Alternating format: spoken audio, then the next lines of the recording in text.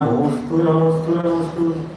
नमो हरिहंताणं, नमो सिद्धाणं, नमो आयर्याणं, नमो वज्रायाणं, नमो गुरुवे सव्यसाहुनं।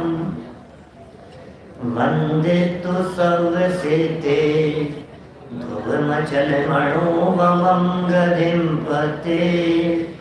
वोचामि समय पाहुळे सुध केवली मणिदं। नमः समय साराय स्वानुभूत्या चकासते चित्स्वभावाय भावाय सर्वभावानरचिते। जिन स्वानुभूति से घिरी मम स्वानुभूति मणिगिरी। श्री विमल धारा जैन श्रुत आनंद अमृत से भरी। समता प्रवाह भावती रागादि विकल्प तोड़ी के। माँ सरस्वती प्रतिभाव वंदन दृष्टि निज में जोड़ी के। दृष्टि निज में जोड़ी के। ग्रंथराज समय सार जी यहाँ हमारे सामने विराजमान है। आचार्य कुलमुकुंद स्वामी की अनुपम रचना है और अपने यहाँ आरोन नगर में आज जन्म कल्याणक का मंगलमय प्रसंग है। समय सार ग्रंथ और जन्म कल्याणक का मंगलमय प्रसंग एक कैसे समय सार ग्रंथ से उसकी संगति बैठेगी, लेकिन बैठेगी क्या? समय सार ग्रंथ के ऊपर हमारी चर्चा नियमित चल रही है और नियमित चलती हुई इस चर्चा में हम लगभग 100 प्रवचन हमारे हो चुके हैं और कल तक हम 27वीं गाथा तक की चर्चा कर चुके थे। रोजाना नियमित 9:15 बजे चलता है। आज अपन ने पंच कल्याण की दृष्टि से थोड़ा सा समय परिवर्तित किया है। संजीव उदय यूट्यूब चैनल पर बराबर वो चीज़ चलती है। आज जहाँ चलेगा कल उसके आगे उसको बढ़ाएंगे। और प्रकरण यहाँ जो चल रहा था हमारा, वो चल रहा था व्यवहार स्तुति का क्या, और आज जन्म कल्याण क्या। तो प्रकरण से प्रकरण जुड़ गया क्या भाई साहब। माने व्यवहार स्तुति की चर्चा शिष्य ने की। 26 नंबर गाथा से प्रकरण शुरू हुआ, 30 नंबर गाथा तक प्रकरण चलेगा। 26 और 27 नंबर की गाथा की चर्चा मैं कर चुका हूँ। आज 28, 29 नंबर की गाथा से चर्चा होगी। प्रकरण कुछ इस प्रकार का चल रहा है कि पिछली गाथाओं में जब आचार्य देव ने यह बतलाया कि शरीर और आत्मा अलग अलग हैं, तर्क से सिद्ध कर दिया, युक्ति से सिद्ध कर दिया। मैं 25 नंबर की गाथा की बात करूं तो आचार्य देव ने ऐसा कहा कि भाई यदि तू शरीर को आत्मा माने और आत्मा को शरीर माने, दोनों को एक ही माने, तो तुझे शरीर हो जाना पड़ेगा। या तो शरीर चेतन हो जाए या तू शरीर हो जाए, जड़ हो जाए, तब तो ये बात संभव है। क्योंकि जीव उद्गत होता नहीं है, इसलिए ये शरीर का स्वामी नहीं हो सकता। गुरुदेव जब इस प्रकरण के ऊपर प्रवचन करते हैं तो वे कहते हैं कि भाई यदि तुझे भैंस का स्वामी बनना है तो भैंसा बनना पड़ेगा। भैंस का स्वामी तो भैंसा होता है। यदि समझ लो तुम्हें गाय का स्वामी बनना है तो बैल बनना पड़ेगा। स्वामी कौन? अब यदि तुम्हें शरीर का स्वामी बनना है, जड़ का स्वामी बनना है, तो तुम्हें जड़ बनना पड़ेगा। ये सब तर्क कुंद कुंदाचार्य देव ने पीछे दे दिए 25 नंबर की गाथा में। जब ये तर्क प्रस्तुत किए तो 26 नंबर की गाथा में शिष्य की तरफ से चर्चा की और ये बात कही गई कि भाई हे विद्वान महोदय सुनो, आचार्यों से भी कह दिया कि साहब हम आपकी बात माने या हमारे दूसरे आचार्यों की बात माने। आप तो कहते हो कि शरीर और आत्मा दोनों अलग अलग हैं, और हमने पूरे जिनागम में निकाल करके गाथाएं जब देखी तो हमें ऐसा महसूस हुआ कि इस शरीर के बिना तो भक्तियां होती ही नहीं है, शरीर के बिना गुणानुवाद होता ही नहीं है। तीर्थंकरों की स्तुति, बाल तीर्थंकर की स्तुति कैसे करेंगे बताओ तो सही। आज जन्म कल्याण का प्रसंग है और अभी इंद्र का सिंहासन कंपायमान होगा, फटाफट देव लोग दौड़े चले आएंगे और ऐरावत हाथी पर बिठा करके कहाँ ले जाएंगे? पांडुक शिला पर। सुरपति ले अपने शीश, जगत के ईश गए गिरिराजा, जा पांडुक शिला विराजा। क्या होगा बोलो? पूरी की पूरी भक्ति, पूरी स्तुति किसकी? देहाश्रित। अब ये शिष्य का प्रश्न है कि प्रभु यदि ये नहीं माना जाए कि शरीर ही आत्मा है, ऐसा नहीं माना जाए तो सारा तीर्थंकरों का स्तवन झूठा हो जाएगा। ये शिष्य कह रहा है। पूरे जनागम में, प्रथमानुयोग में, यहाँ तक कि करणानुयोग के ग्रंथों में, तिलोय प्रणति आदि ग्रंथों में, पद्म पुराण आदि में, आदि पुराण में, सब जगह पर ये बातें भरी पड़ी है। ये तो परम औदारिक शरीर है, नेत्र युगल स्पंदित नहीं होते, अताम्रम यच्चक्षु कमल युगलम स्पंद रहितम। भागचंद जी साहब लिख रहे हैं इस तरह की बात। नेत्रों की पलकें नहीं झपकती है, शरीर की परछाई नहीं पड़ती है, ऐसा स्वरूप दिखाई देता है। और जन्म कल्याण के दिन यदि जन्म के अतिशय पढ़ करके देखो तो हमें ऐसा लगता है गजब है भाई साहब, गजब है। तो ये सारी बातें 26 नंबर की गाथा में जब वो शिष्य प्रस्तुत करता है तो 27 नंबर गाथा में कुंदकुंदाचार्य देव ने कहा कि भाई तू नए विभाग नहीं जानता है, तू नए विभाग नहीं जानता है, इसलिए इस प्रकार की बातें करता है। और इसी प्रकरण को आगे बढ़ाते हुए 28 और 29 नंबर की गाथा में ये शरीर से स्तवन को व्यवहार स्तवन कहा और कहा कि भाई ये सच्चा स्तवन नहीं है, ये सच्ची भक्ति नहीं है, ये सच्ची केवलियों की भक्ति नहीं है, ये सच्ची अरंतों की भक्ति नहीं है। तुम्हें पता नहीं है अरंत कौन होते हैं, तुम्हें पता नहीं है अरंतों की भक्ति क्या होती है, तुम्हें पता नहीं है अरंतों की स्तुति क्या होती है। ये सब कर तो रहा हूं मैं। मन हर तेरी मूर्तिया, मगन हुआ मन मेरा। कर रहे भक्ति कर रहे ना? मगन हुआ मन मेरा, तेरा दर्श पाया पाया, तेरा दर्श पाया। क्यों साहब हो गई महावीर जी वैसा भक्ति?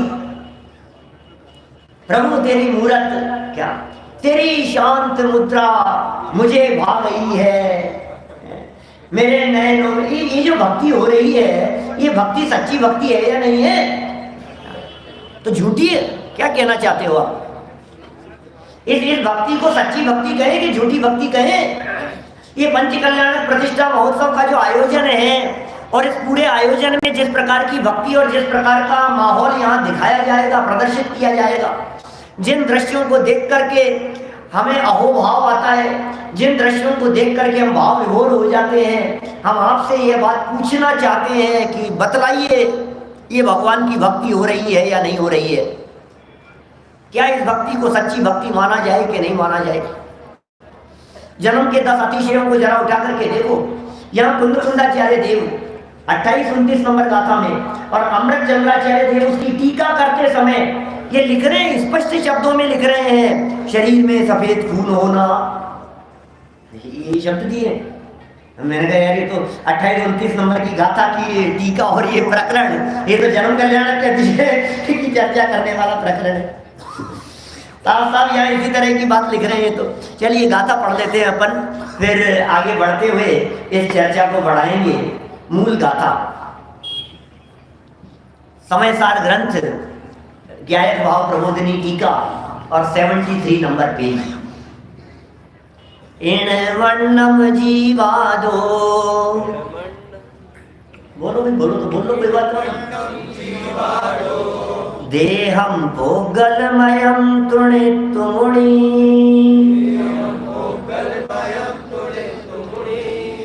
मन्नदि उसंतु दो, वंदिदो मय केवली भयवम,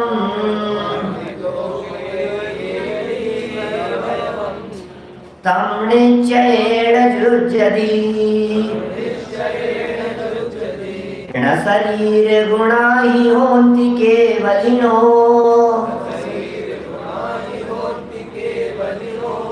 केवली गुणो ठुणदिजो, सोतच्चम केवलिम ठुणदी। और जरा पद्यानुवाद को देखो क्या लिख रहे हैं, क्या मर्म बतला रहे हैं यहाँ। ये लिखते हैं, इस आत्मा से भिन्न पुद्गल रचित तन काय स्तवन। वापस ध्यान देना, एक एक शब्द कितने गजब है। इस आत्मा से भिन्न पुद्गल रचित तन काय स्तवन, कर्मानना की हो गया है केवली काय स्तवन।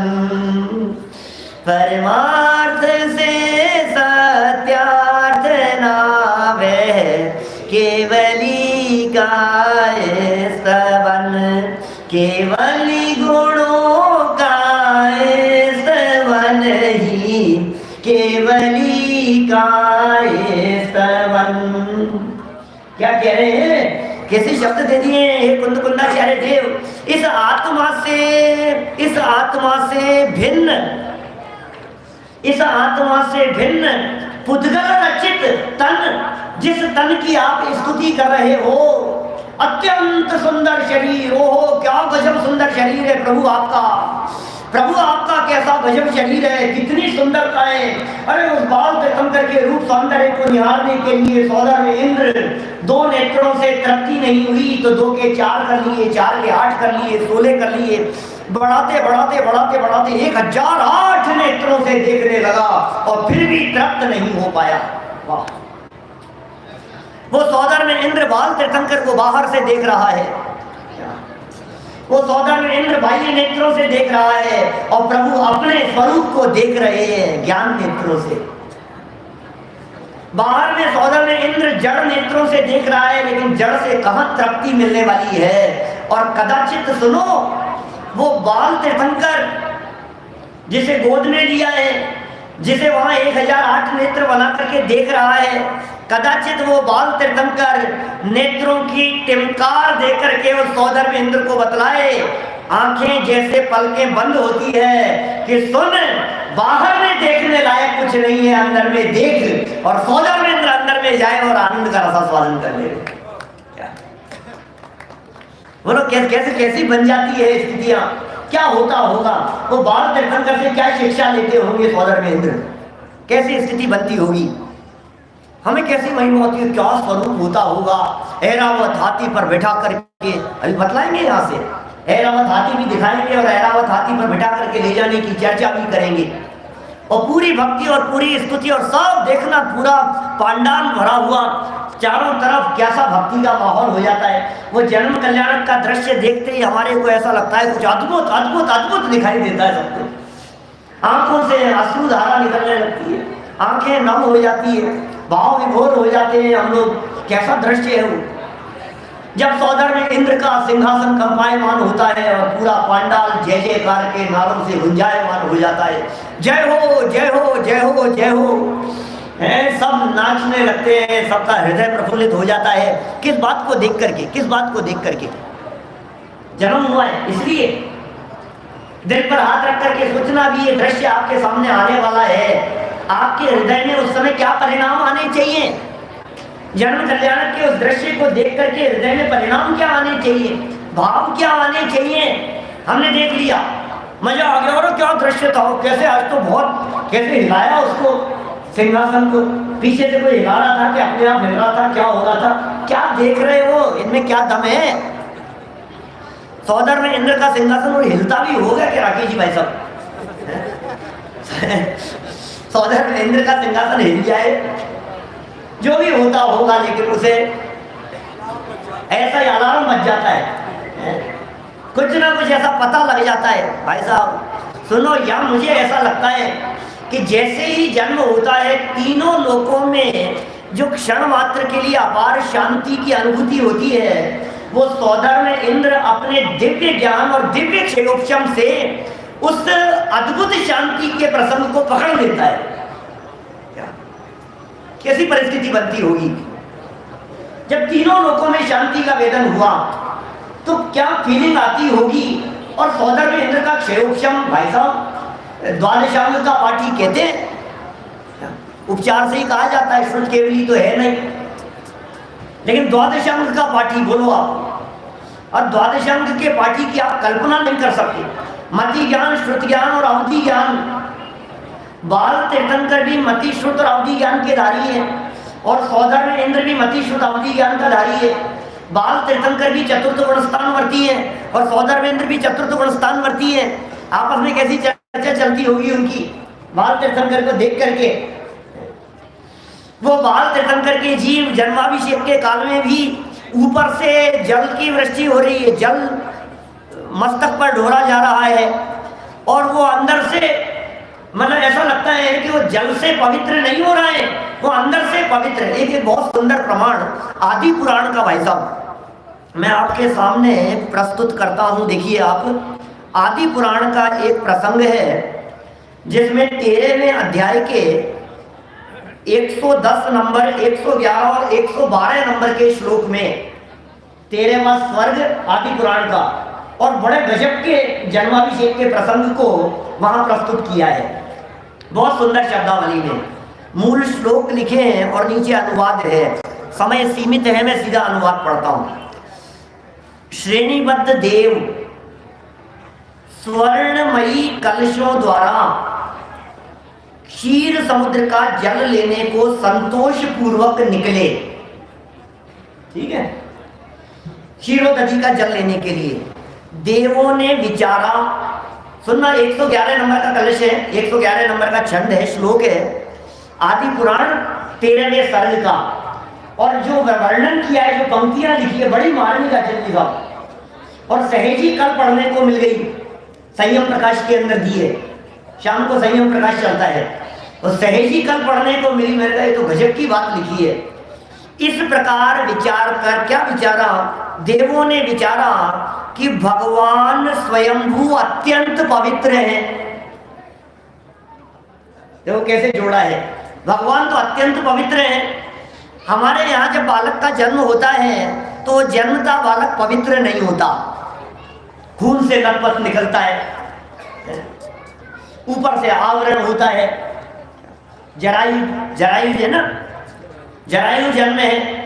मनुष्य गति के जीवों का जरायु जन्म कहा है।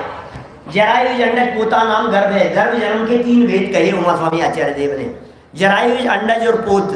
तो पोत जन्म तो मांसाहारी पशुओं का है, अंडज अंडे से जन्म लेने वालों का है। मनुष्य गति के जीवों का जरायु जन्म है, जो मांस की खून और उसकी झिल्ली में लिपटा हुआ आता है।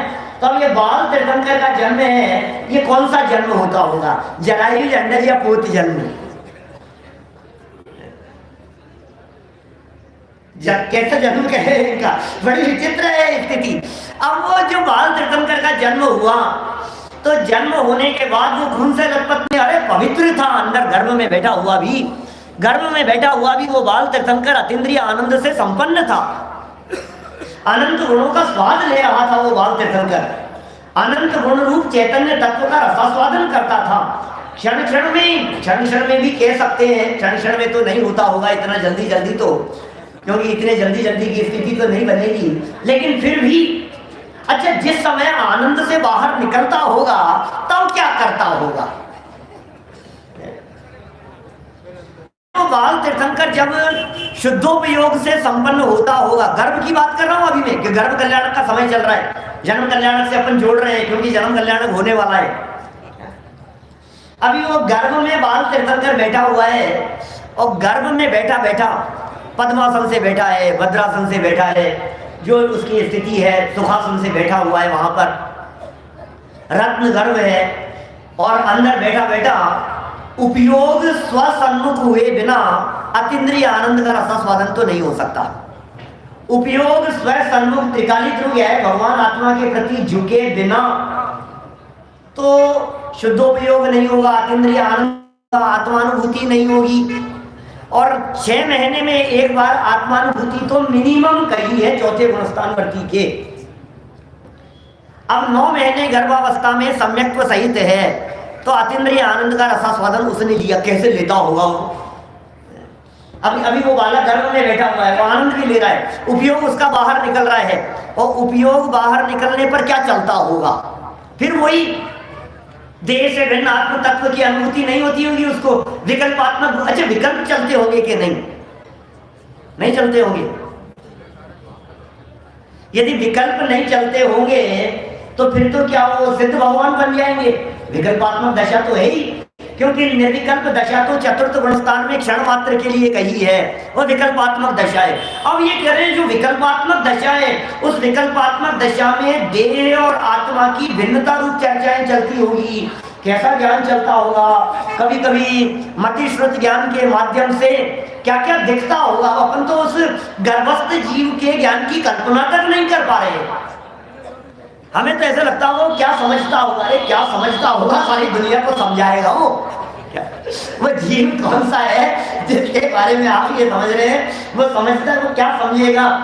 वो समझ लेकर के पैदा होने वाला जीव है, जो समझ लेकर के पैदा हो रहा है। स्वयंभू है, स्वयंभू है। यहाँ आदि पुराण में लिख रहे हैं वो परम पवित्र अवस्था को धारण किए हुए हैं। क्या शब्द दिए? देवों ने विचारा कि भगवान स्वयंभू अत्यंत पवित्र हैं, नंबर 1। नंबर 2, उनका रुधिर भी दूध के समान शुभ एवं श्वेत है। अंदर से आत्म तत्व पवित्र है, थोड़ा बाहर निकले, अंदर से बाहर की तरफ आ रहे हो, बोले अंदर आत्म तत्व पवित्र है, थोड़ा बाहर निकले तो उनका जो रुधिर है वो भी दूध के समान शुभ एवं श्वेत है। अतः देव विचार कर रहे हैं 111 नंबर श्लोक, अतः उनके शरीर से स्पर्श करने योग्य क्षीर सागर के जल से अतिरिक्त अन्य जल नहीं हो सकता। कहते उपमा अलंकारों के प्रयोग करते हैं, जो अंदर से भी पवित्र, जिनका आत्मा पवित्र, उन्हें कौन पवित्र करे? और फिर एक और गजब की बात कह दी उन्होंने आगे चल करके, उन्होंने तो इस तरह के शब्दों के प्रयोग कर दिए हैं कि उन्हें कौन पवित्र करे? भाई साहब, जल ही अपने आप को पवित्र अनुभव कर रहा है। जो अंदर से पवित्र स्वभाव का अवलंबन ले रहे हैं, अंदर से भी पवित्र है, देह अत्यंत सुगंधित और अत्यंत पवित्र है। अब जल किस लिए? जगत में तो जल से स्नान किया जाता है पवित्र होने के लिए। जगत में तो ऐसा होता है कि पवित्र होने के लिए जल से स्नान किया जाता है। और आचार्य जिनसेन स्वामी ये आदि पुराण में लिख रहे हैं कि मानो वो पवित्र जल जो सारी दुनिया के लिए पवित्र था, वो अंदर से अपने आप को अपवित्र अनुभव कर ऐसा सोच रहा है कि शायद श्री जिनेंद्र के देह का स्पर्श करके मैं भी धन्य हो जाऊं। भाई साहब, कभी कभी लोग जब ऐसी बातें पूछते हैं कि इस एकेंद्रिय से ये जीव तरस में कैसे आ जाता है, ऐसे आ जाता है। एकेंद्रिय जीव में ऐसा कौन सा पुण्य बांधता है, कौन सा शुभ भाव करता है? शुभाशुभ भाव तो वहां भी चलते ही होंगे ना। अन्य इंद्रियां तो है नहीं स्पर्शन इंद्रिय के अलावा। जल कायिक जीव है, अब वो जल कायिक जीव के स्पर्शन इंद्रिय के अलावा दूसरी इंद्रिय तो है नहीं। अब वो जल कायिक जीव के कैसे शुभाशुभ भाव चलते होंगे? तो बोले तीर्थंकर परमात्मा बाल तीर्थंकर के देह को स्पर्श करने मात्र से अंदर उसके भाव विशुद्ध जो भी होते होंगे, जैसे भी उत्तम अवस्था की प्राप्ति हो जाती है। कैसे गजब गजब के आचार्यों ने किए हैं। देखो, इस विचार कर देवों ने हर्ष के साथ 5वें क्षीर सागर से जल लाने का निश्चय किया और देवगण कलशों में जल भरकर ले आए और भगवान का अभिषेक करना प्रारंभ कर दिया। अद्भुत ही प्रयोग दिखाई दे रहे हैं। और आगे तो ऐसे भी शब्दों के प्रयोग किए जब ऐसा लगता है हमारे को कि इतने बड़े बड़े कलश और ऐसे जल से अभिषेक, कहाँ बहता होगा पानी। एक एक कलश की चर्चा भी जो अपन ने भजन की लाइन बोली थी ना, उसका अंतराय है। शायद अभय जी भाई साहब का लिखा हुआ वो भजन भी था मेरे पास में। सुरपति ले अपने शीश जगत के ईश गए गिरिराजा, जा पांडुक शिला विराजा। सुरपति ले, सुरपति है ना, जो बहुत गजब की पंक्तियां हैं। सुरपति ले अपने शीश जगत के ईश गए गिरिराज, गिरिराज पर चले गए शिखर जी के ऊपर और सुमेरु पर्वत के ऊपर, और वहां ले जाकर के कहा कि पांडुक शिला, पांडुक वन की पांडुक शिला। मैं कभी कभी उस दृश्य की कल्पना करता हूँ, आप भी कल्पना कीजिएगा। आज जब पांडुक शिला के ऊपर बाल तीर्थंकर का जन्माभिषेक हो रहा हो, ऐसी कल्पना में आनी चाहिए बात कि सूर्य और चंद्रमा तो यहाँ 800 योजन की दूरी पर है और वो 99,000 योजन ऊपर जा रहा है बाल तीर्थंकर। माने सूर्य चंद्रमा ऊपर बैठे हो बहुत ऊपर, और सूर्य चंद्रमा ऐसे नीचे उनके चरणों में कैसा दृश्य होता है। 790 योजन पर तारे हैं, 800 योजन पर सूर्य है, 880 योजन पर चंद्रमा है, 790 से 900 योजन तक ज्योतिष देवों का क्षेत्र है। ये 110 योजन का क्षेत्र सिर्फ 900 योजन तक है ज्योतिष देव। और ये सब उमा स्वामी आचार्य लिख रहे हैं, मेरु प्रदक्षिणा नित्य गतियो नृलोके, मेरु प्रदक्षिणा नित्य गतियो नृलोके। इस मनुष्य लोक में मेरु पर्वत की प्रदक्षिणा देते रहते हैं। और इन्होंने अपने ध्यानत राय जी ने पंचमेरु की पूजन की स्थापना के छंद में लिखा, वहां इस तरह के छंद दिए। देखो क्या लिखा उसमें, तीर्थंकरों के नवन जलते भये तीरथ सर्वदा, याते प्रदक्षिण देत सुरगण पंचमेरुन की। ऐसा लगता है कैसा अद्भुत नजारा होगा, कैसा अद्भुत दृश्य होगा। ताते प्रदक्षिण देत, उनसे पूछो तो सही सूर्य चंद्रमा से। इसमें अपने जो श्लोक वार्तिक है उसमें ऐसी चर्चा की कि आखिर ये देव लोग ज्योतिषवासी जो विमान हैं, ये सूर्य चंद्रमा की प्रदक्षिणा देते रहते हैं, तो इनको यही काम है, इनका दूसरा कोई काम नहीं है। तो उन्होंने कहा उनको इसी में आनंद आता है, स्वभाव से उनको इसी में आनंद आता है। अब वो सूर्य भी रोजाना प्रदक्षिणा दे रहा है, चंद्रमा भी प्रदक्षिणा दे रहा है, मेरु पर्वत की प्रदक्षिणा दिए जा रहे हैं रोजाना नॉन स्टॉप। 16,000 देव मिलकर के सूर्य चंद्र के विमान को खींच रहे हैं। वो बाल तीर्थंकर को कहाँ ले गए हैं, बोले ये तो यहीं रह गए, वो बाल तीर्थंकर ऊपर चला गया। इसका मतलब सूर्य चंद्रमा से भी इतनी ऊंचाई पर ले जाकर के बाल तीर्थंकर को वहां पांडुक शिला पर विराजमान किया जाता है। और कलश कैसे, कलश का वर्णन सुनो इस भक्ति में। वसुयोजन गहराई वाले, चौयोजन मोटाई वाले, 1 योजन मुख के कलश गुरे जिन माथा, नहीं जरा डिगे जिन राजा।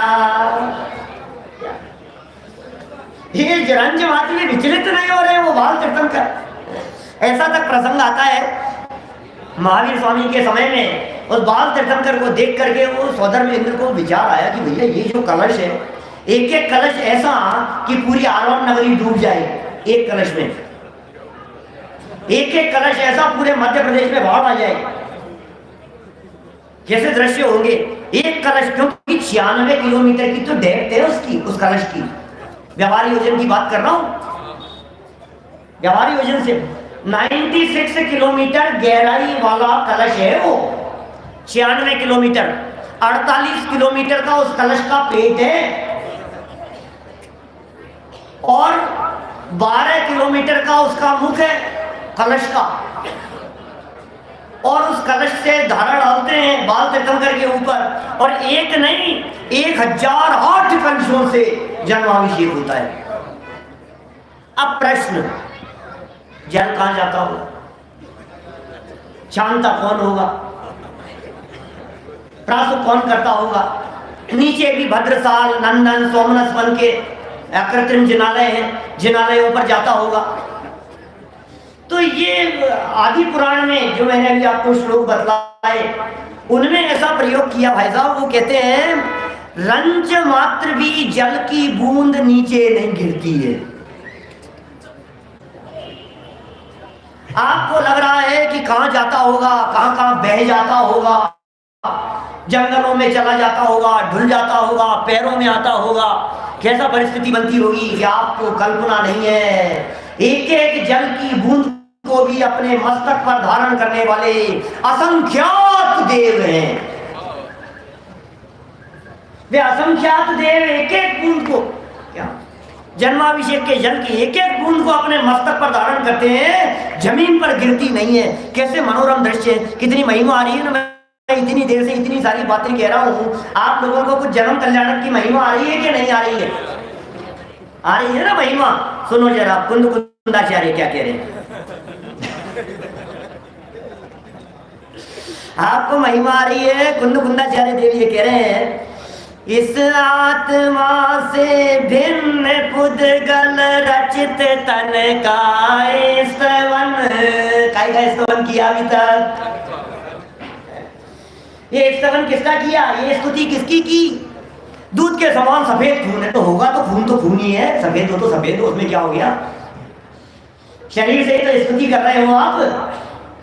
और नहीं साहब अतुल्य बल होता है उनका, तो बाल तीर्थंकर का बल तो अतुल्य बल है। और ऐसे शक्ति का प्रदर्शन अभी हमारे संजय जी वैसा मंच से सुनाएंगे। वो इसका इतना बल, फिर इसका इतना बल, फिर इससे इतना गुना इसका, और इससे इतना गुना इसका, और इससे इतना गुना ज्यादा, और ऐसा बल होता है किसका? बाल तीर्थंकर का। और भाई साहब गजब है, गजब है, गजब। क्या गजब है? शरीर के बल में गजब दिख रहा है तुझे, आत्मा का बल दिखाई नहीं दे रहा है। ये जिनकी दृष्टि आत्मा पर होती है, क्या जिनकी दृष्टि स्वभाव पर होती है, फिर समझ लीजिए उनके ऐसी कर्म प्रकृतियां स्वयं बना करती है कि उनका शरीर भी इतना बलशाली हो जाता है। अरे शरीर इतना बलशाली हो जाता है का मतलब आत्म बल के आगे शरीर बल की कोई कीमत नहीं है। इसलिए कहा कि शरीर भी, अब शरीर से कुछ भी हो कोई फर्क नहीं पड़ता। मैं ये जो इतना बल होता है, इस बल को यदि अपन लौकिक दृष्टि से कल्पना करके देखें तो इसका मतलब ये है कि माथे पर यदि पर्वत भी टूट जावे तो आत्मबल इतना है स्वभाव के अवलंबन का कि उन्हें कोई फर्क नहीं पड़ता। इसका नाम है वो अतुल्य बल। अतुल्य बल है, सुंदर शरीर है, सुगंधित शरीर है, वज्र वृषभ नाराज सहनन है। वो शरीर में 1008 चिन्ह दिखाई दे रहे हैं, दूध के समान सफेद। क्या क्या दृश्य दिखते, अद्भुत अद्भुत बातें नहीं लगती है अपने को। लेकिन कुंद कुंदाचार्य देव कह रहे हैं कर मानना की हो गया जिन देव का ये स्तवन। कि नादान है भाई तू, क्या देख रहा है? देखने की कला तेरे पास में नहीं है, तुझे देखना नहीं आया। ये जन्म कल्याणक के दृश्यों में ये नहीं दिखाना था। जन्म कल्याणक के समय पर जब सारे लोग जय जयकार कर रहे हो, जय हो के नारे लग रहे हो, तो अंदर में भाव ऐसा आना चाहिए, ये बाल तीर्थंकर युवा होकर के दिव्य ध्वनि के माध्यम से मुझे परमात्मा कहकर के पुकारेंगे। ये सुनने के लिए ये महिमा आनी चाहिए। ये दृश्य देख करके नहीं, इन दृश्यों को देख करके तो जगत के जीवों को महिमा आती है। ये तो पुद्गलों की महिमा है, ये तो जड़ की महिमा है, ये तो अचेतन की महिमा है, इनमें कुछ दम नहीं है। और ऐसी महिमा के ऊपर तो 6 मारे हैं समंत भद्राचार्य देव ने। नहीं कैसे शॉट लगाए हैं उन्होंने, देव आगमन अभो यान चाहे कुछ नहीं है। मैं नहीं मानता इनको, यार कैसी बातें लिखी है उन्होंने। देव आगम नभो यान चामरादि ऊत है माया विश्व अब ये तो किसकी बात कर रहे हैं? जब वे 13वें गुणस्थान में परमोदारी चेहरे दिखाई दे रहा था, उसको समंत भद्राचार्य देव मानने को तैयार नहीं है, और समंत भद्र स्वामी के सामने कोई ले जाकर के बात कहे कि हम बाल तीर्थन बच गए, हम केवलियों की मना कर रहे हैं, बाल तीर्थन करके ला रहा है। ये स्तुति है क्या भाई? इसे स्तुति थोड़ी ना कहते हैं। स्तुति क्या होती है? कुंद कुंदाचार्य देव कह रहे हैं, अरे तुम्हें निश्चय स्तुति की तो खबर ही नहीं है, तुम तो व्यवहार स्तुति को भी नहीं जानते हो, हम क्या बताएं। आगे निश्चय स्तुति का प्रकरण आने वाला है, हमें तो व्यवहार स्तुति की भी खबर नहीं है। कुंद कुंदाचार्य देव नियम सार ग्रंथ 135 नंबर गाथा में कहते हैं, वे क्या लिख रहे हैं उस 135 नंबर गाथा में, कि ये जो अरहंत परमात्मा का जो स्तवन किया जा रहा है, गुण भेद से किया गया स्तवन, व्यवहार से स्तवन है। बोलो, मुक्तिगत नर श्रेष्ठ की भक्ति करें गुण भेद से, वह परम भक्ति कही है जिन सूत्र में व्यवहार से। क्या दृष्टि है आचार्य देव की? जब कभी इस तरह की बातें चल रही हो कि ये सब कुछ दम नहीं है इस भक्ति में कोई दम नहीं है, तो सामने से लोग ये कहते हैं कि पंडित जी कोई बात नहीं, निश्चय से मत कहो, व्यवहार से तो कहो कि नहीं हम तो कुंद कुंदाचार्य देव के शिष्य हैं। कौन सा व्यवहार है? मुक्तिगत नर श्रेष्ठ की भक्ति करें गुण भेद से, हे भगवान आप अनंत चतुष्टय संपन्न हो। अभी देखना व्यवहार भक्ति किसका नाम है, ध्यान देना। अभी अपन जो ये स्तुति कर रहे थे, ये तो व्यवहार का भी व्यवहार है। ये तो उपचारिता सद्भूत व्यवहार था ना, अनुपचारिता सद्भूत व्यवहार था, उपचारिता सद्भूत व्यवहार था। कलशों वगैरह की चर्चा की अपन ने, ये तो उपचारिता सद्भूत व्यवहार हो गया। और हमने देह की स्तुति की, यह अनुपचारिता सद्भूत व्यवहार हो गया। लेकिन कुंद कुंदाचार्य देव कह रहे हैं कि भैया अभी तुम्हें व्यवहार स्तुति की भी पता नहीं है, व्यवहार स्तुति किसका नाम है। अब बाल तीर्थंकर की व्यवहार से स्तुति करके देखो जरा कैसे करेंगे। बाल तीर्थंकर की व्यवहार से स्तुति कैसे होगी? ये जो अभी हमने आपसे बात कही कुछ देर पहले कि वो बाल तीर्थंकर अनुभूति से संपन्न हो जाता है, ऐसी चर्चा बाल तीर्थंकर के बारे में करना। वो बाल तीर्थंकर भी 3 ज्ञान से युक्त हैं। वो बाल तीर्थंकर भी मतिश्रुत ज्ञान के माध्यम से बार बार में शुभोपयोग में आता है। अशुभोपयोग तो होता होगा, थोड़ा थोड़ा लगता भी होगा कि अब तो बहुत समय हो गया है, अब तो निकलना ही है, शुभ भाव भी आते होंगे और अब तो यहाँ से हमें पार होना है। और क्या आनंद था, जब आनंद में जाता होगा तो आनंद से बाहर निकलने के बाद तो हो सकता है घंटों तक और हो सकता है कई दिनों तक तो उसकी खुमारी चलती रहती होगी, क्या आनंद था, क्या आनंद था, उन्हें फीलिंग नहीं आती होगी इस तरह की। ये जो स्तुति बाल तीर्थंकर की गई, इस स्तुति का नाम है व्यवहार स्तुति। तो फिर साहब निश्चय स्तुति क्या होती है? बोले निश्चय स्तुति में भेद नहीं हुआ करते। निश्चय स्तुति के अंदर बाल तीर्थंकर बाल नहीं दिखाई देंगे। फिर तो कुंद कुंदाचार्य देव की वो गाथा याद आएगी, अरिहंत सिद्धाचार्य पाठक साधु है परमेष्ठिपण, सब आत्मा की अवस्थाएं आत्मा ही है शरण। कैसे लगता होगा? मैंने आत्मा की स्तुति, क्या अरिहंत सिद्ध नहीं दिखाई दे रहे, फिर अनंत नहीं दिखाई दे रहे, फिर बाल तीर्थंकर नहीं दिखाई दे रहे हैं, फिर वो केवली नहीं, अरे कहाँ अनंत कौन? अरे सब आत्मा ही। जो आत्मा की स्तुति करते हैं वही वास्तव में निश्चय स्तुति करते हैं। ये गजब गजब की स्तुति के प्रकरण यहाँ आचार्य देव ने दिए हैं। हम यहाँ गाथा पढ़ रहे हैं, देखो वापस देखो गाथा, फिर गाथा का अर्थ पढ़ेंगे। टीका की भी कुछ लाइनें दिखाऊंगा आपको। इस आत्मा से भिन्न पुद्गल रचित तन का स्तवन, कर्मानना की हो गया है केवली का स्तवन। अपन तो यही मान लेते हैं, हो गया भैया, देख लिया कि क्या देखा, कि जन्म कल्याणक देखा हमने, आज तो मजा आ गया। पांडुशिला पर देखा, ये देखा, रात को पालना झूलन देखेंगे, ये देखेंगे, सब कुछ देख लिया। हमने क्या देखा? तुमने कुछ नहीं देखा। तुमने ये सब देख करके मान लिया कि हमने पंच कल्याणक देख लिया। तुमने ये सब देख करके ये मान लिया कि हमने भगवान को देख लिया। तुमने भगवान को देखा ही नहीं। तुमने भगवान की दृष्टि को नहीं देखा, तुमने भगवान की अंतरोन्मुखी वृत्ति को नहीं देखा, तुमने भगवान की वीतरागता को नहीं देखा, तुमने उनके अनंत गुण रूप स्वभाव के अवलंबन लेने वाली वृत्ति को नहीं देखा। तुमने क्या देखा?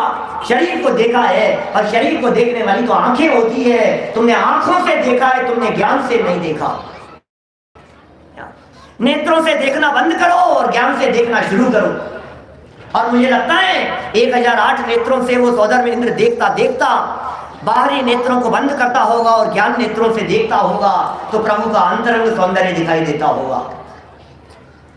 बाहर से जितनी सुंदरता दिखाई दे रही है, उससे अनंत गुनी ज्यादा सुंदरता अंदर आत्म स्वभाव में, अनंत गुनी क्या विलक्षण जाति की है, क्योंकि ये तो जड़ की सुंदरता है और वो चेतन की सुंदरता है। दोनों की सुंदरता का कोई मेल ही नहीं है। असली सुंदरता तो ये है कि वे शरीर में रहते हुए भी अस्पर्शित रहते हैं, ये सुंदरता है।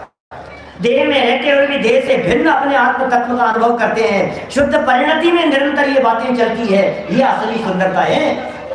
तो क्या मानना व्यवहार से कह रहे हैं, फिर आगे चलकर के आचार्य देव कह रहे हैं कि भाई तेरी बात गलत नहीं है, कोई बात नहीं, लेकिन मान मत लेना कि मैं भक्ति करे आया, मान मत लेना कि मैं स्तुति करे आया, ये मानना मत। इस आत्मा से भिन्न पुद्गल रचित तन का स्तवन कर मानना कि हो गया है केवली का स्तवन। आगे ये 28 हुई है, 29 में क्या लिखा? परमार्थ से सत्यार्थ ना, नहीं है, हुई नहीं, भक्ति हुई नहीं। परमार्थ से सत्यार्थ ना वे केवली का स्तवन। तो फिर क्या होगा केवली का स्तवन, ये बतला दो। फिर केवली का स्तवन किसे कहें? फिर भगवान का स्तवन क्या होता है, कैसा होता है? तो ये कह रहे हैं केवली गुणों का स्तवन ही केवली का स्तवन, निज आत्मा के गुणों की स्तुति ही सच्ची कही। आत्मा के गुणों की स्तुति सच्ची स्तुति है। कैसी स्तुतियां? हम तो समझते ही नहीं है, न हम स्तुति समझते हैं, न हम भक्ति का मतलब समझते हैं, न हम पूजा का मतलब समझते हैं, न गुणानुवाद का मतलब समझते हैं। पंच कल्याणकों में आए हैं भाई साहब, ये पंच कल्याण प्रतिष्ठा महोत्सव देख रहे हैं। पंच कल्याण प्रतिष्ठा महोत्सव में पब्लिक मत देखना, पंच कल्याण प्रतिष्ठा महोत्सव में लोगों को मत देखना, पंच कल्याण प्रतिष्ठा महोत्सव में भोजन व्यवस्था, आवास व्यवस्था मत देखना। पंच कल्याण प्रतिष्ठा नहीं बड़ी, हम तो ये सब कुछ नहीं देखते हैं, हम तो बिल्कुल मंच पे ही देखते हैं। अरे मंच पे भी मत देखना। तो फिर क्या करें? बोले मंच से जिसे दिखाया जा रहा है उसे देखना। हम लोग सब मंच पर भी देखते हैं, लेकिन मंच से दिखाने का प्रयास किया जाता है। यहाँ जो इंद्र सभा होगी, अभी इंद्र सभा में इंद्रों को मत देखना कि क्या कह रहे हो, तो इंद्राणियों को देख रहे, नहीं, ऐसा थोड़ी मैं कह रहा हूं। जब यहाँ इंद्र सभा लगेगी तो न इंद्रों को देखना है न इंद्राणियों को देखना है। तो फिर क्या कि जब इंद्र और इंद्राणी माइक पर खड़े होकर के कुछ कह रहे हो, तो जो बात कही जा रही हो उसे अंदर से देखने का प्रयत्न करना। जो बात कही जा रही है, क्या बात कही जा रही है? अरे अपने यहाँ के जो पंच कल्याणक होते हैं, दीपक राज जी साहब, मैं अनुभव करता हूँ, मैंने और भी देखे हैं। ये जन्म कल्याणक का प्रसंग मथुरा 84 के अंदर था। ये पंच कल्याणक प्रतिष्ठा महोत्सव का आयोजन कोई करा रहे थे, तो वो वहाँ मेरे को जन्म कल्याणक पर प्रवचन के लिए बुलाया भाई साहब। 2-4 साल 3-4 साल पुरानी बात है। तो वहाँ देखा मैंने, सब प्रवचन भी किया, अपनी बात भी कही पूरी, और मैंने देखा कि जो यहाँ माल मिलता है वो दुनिया में कहीं नहीं है। जो बात यहाँ है, मैंने यहाँ तो प्योर चीज मिलती है भाई साहब। पूरे दुनिया में यदि आप चिराग लेकर के ढूंढोगे तो आपको पांडाल के बाहर किसी और पांडाल में ऐसी चर्चा नहीं मिलेगी जो चर्चा यहाँ मिलती है। सिर्फ नाटक है, सिर्फ खेल है, सिर्फ जगत के लोगों को रिंजायमान करने के लिए नाटक है, हंसी मजाक है, दुनिया भर की बातें, इधर उधर की बातें। लेकिन भाई वो बाल कटकर क्या कर रहे होते हैं, आनंद क्या होता है, असली आनंद किसे कहते हैं? अनादि काल से जिन चर्चाओं के अंदर रुले रहे, अनादि काल से जिन चर्चाओं में उलझे रहे, जिन चर्चाओं को कुंद कुंदाचार्य देव ने हे कहकर के पुकारा है, दृष्टि हटाने की बात कही है। गुरुदेव श्री 45 वर्षों तक पुकार पुकार करके ये बात कहते रहे कि भाई ये पंच कल्याणक यदि सम्यक दर्शन का निमित्त है तो पंच कल्याणक में ये कल्याणक दर्शन नहीं, कल्याणक में कल्याणक जो आत्मा है जो दिखाया गया है वो वास्तव में असली कल्याणक है। पंच कल्याणकों में 5 कल्याणक नहीं है, कल्याणक तो एक ही होता है, आत्मा। पंच कल्याणक से किसी का कल्याण नहीं होता, पंच कल्याणकों के माध्यम से कल्याण करने वाले आत्मा को देख लेने वाले का कल्याण होता है। इसलिए ये तो सब बहाना है चर्चा करने का। यहाँ तो पंच कल्याणकों को दिखाने के माध्यम से आपको बुलाएंगे और जो असली कल्याण करने वाला है वो तत्व दिखाएंगे, तो आप असली को देखना, उसकी सजावट को देख करके अटके मत रह जाना, इसके लिए ये सारी चर्चा है। और इसलिए बीच बीच में इंद्र सभा, राजसभा, देवांगनाओं के नृत्य, उन सब के बीच बीच में आपको कहीं वो कहते हैं ना जहर नहीं चढ़ जाए ज्यादा व्यवहार का, इसलिए बीच बीच में विद्वानों के प्रवचन और गोष्ठियां रख देते हैं कि उसका पक्ष झूठ जाए और आत्मा का पक्ष बराबर बना रहे। वकील डॉक्टर संजीव गुदा जी का हमने यहाँ मार्मिक प्रवचन सुना। पुना था शाम को